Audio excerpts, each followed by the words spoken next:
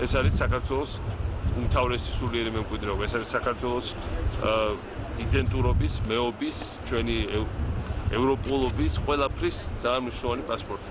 და რა თქმა უნდა, ჩვენი ამ მემკვიდრეობის გაფრთხილება, მოვლა, განვითარება არის ჩვენი ერთ-ერთი უმთავრესი მოვალეობა. და ეს ეკლესია არის ამის პირველი დასტური, ძალიან ვამაყობ, რომ ამ ეკლესიას ვაშენებდით, იმიტომ რომ მართლა ძალიან ლამაზ გამოვიდა, ძალიან ლამაზ ადგილს.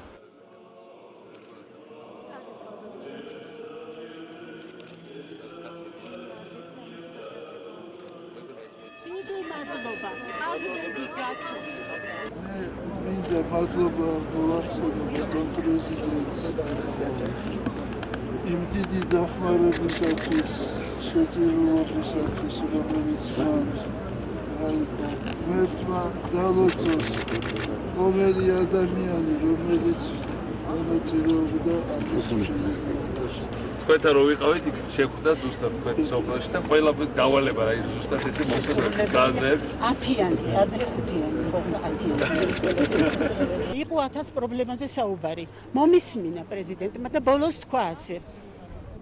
ჩვენს ლოგოს უნდა დავამატოთ ერთი სიტყვაო, გასაკეთებელი ჯერ კიდევ ბევრია ყაზბეგში და ჩვენ ამას გავაკეთებთო და გააკეთა კიდევაც.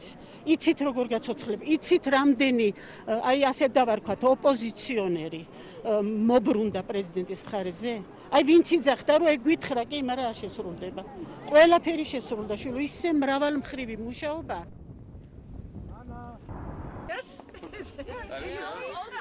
Yeah, we take a look. How did you get here?